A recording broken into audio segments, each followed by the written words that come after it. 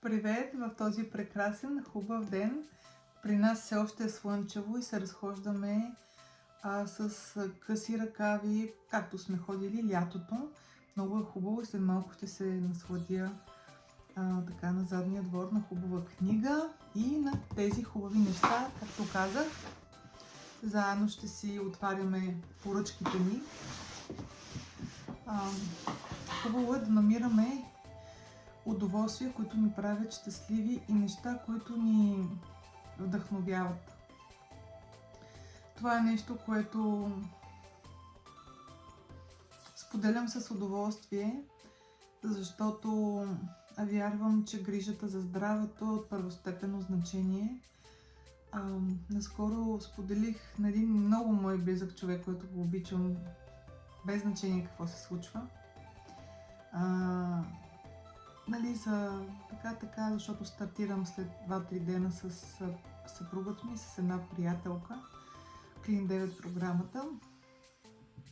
И тя каза, че в момента не се занимават с глупости, защото е дала парички за много други неща.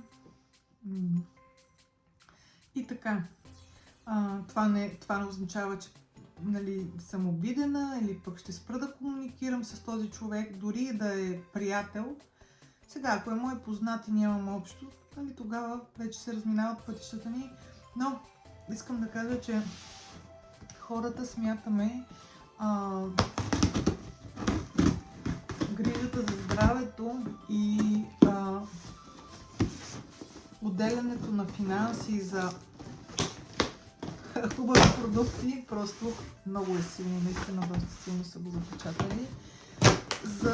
Ще го споделям пак и ще го казвам пак за глупост. Именно за това съм направила това каналче, за да споделям, че има много важни неща. Разбира се, че ако се храним качествено и ако пием качествени добавки или продукти и същевременно нашата вода е некачествена, пиеме други напитки, които не са подходящи за нашия организъм и нямаме движение и вкарваме други боклуци в нашия организъм чрез другите ни сетива.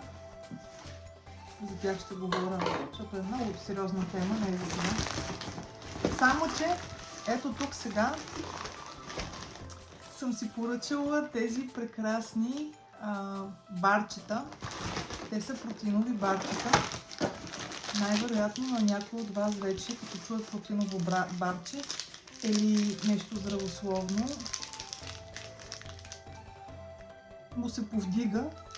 Да, най-вероятно е така. И аз имам теми, от които ми се повдига, но тази не е такава. Това протеиново барче е прекрасно съчетание между полезно, вкусно, пълноценно хранене. Вътре има протеин, 11 грама, има фибри, има мазнини, има фъстъчно масло, шоколад и разбира се състава е доста по-богат. Дава много добра и пълноценна храна на организма. Знам, че това е лукс, не мога да го кажа, че е точно лукс, но това е нещо и без което можете. По-добре да си купите една хубава рибка, да си направите една хубава салатка, ако човек няма възможност за протеиново барче, защото това вече е надграждане. Един човек може да си купи кола, може да си купи скъпа кола и може да я обслужва само базисните неща, които са необходими, докато има други хора, които дават хиляди, дори милиони пари, за да могат да направят подобрението, което искат. Така че това е нещо като маничък лукс. Определено, ако искате да си доставите лукс и малко удоволствие и да се поглезите, именно това и другото е за глезене също. Не точно за глезене, но това си е глезотийка, вкусна глезотийка. Вътре са 12. Като изобщо не са ефтини. Но това е наистина нещо, което е десертче. То десертче, което е много качествено.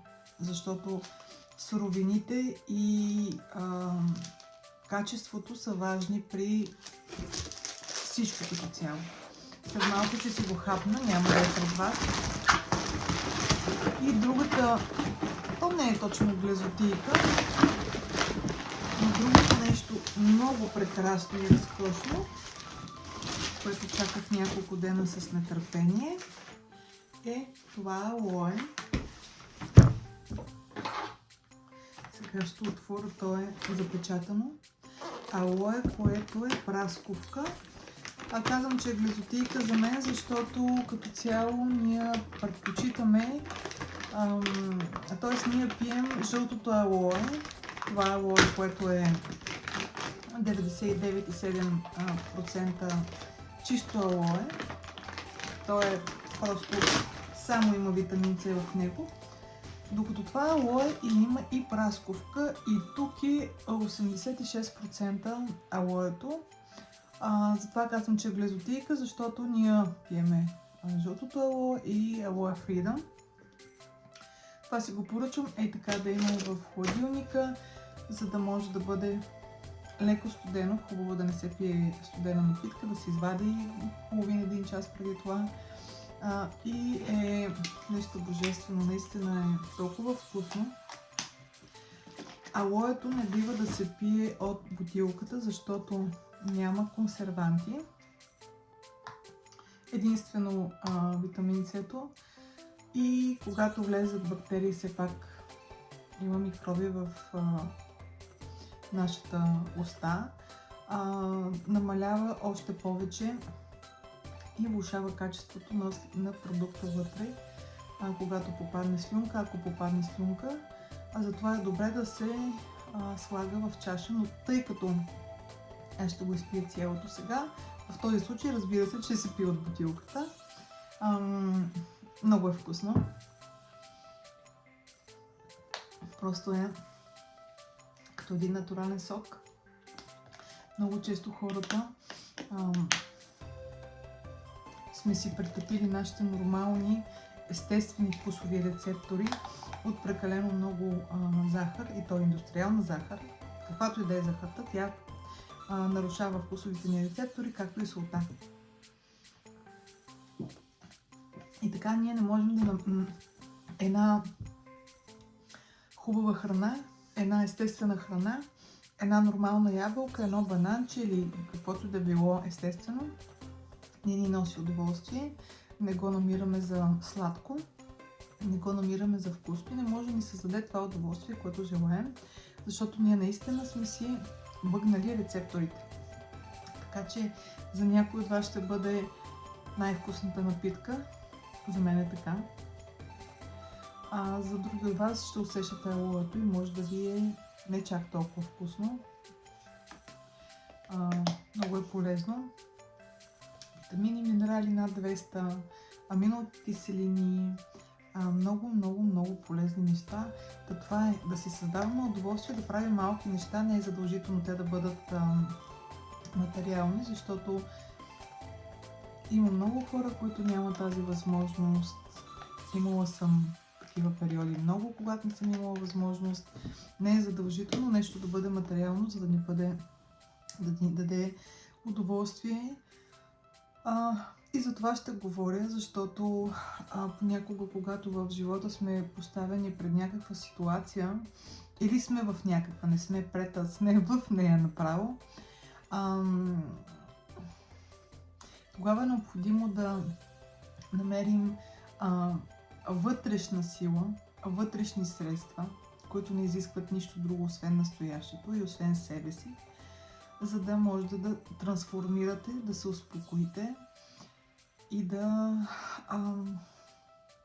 намерите спокойствие най-малко, защото има хора, които изживяват ситуации, в които не могат да се намери радост, но поне едно спокойствие и знание, че всичко е наред и всичко ще се случи по най-прекрасния начин. Обаче това тръгна в друга тема. Това са ми моите две десертчета днеска. Сега ще отида, слънчето малко започна да се скрива, обаче така или иначе все още е топло. При мен е колко 1 часа на обяд. Оставям ви, аз си взимам десертчетата и отивам да се наслаждавам. Направете нещо наслаждаващо за себе си. И радвам се, че бяхме заедно. До скоро!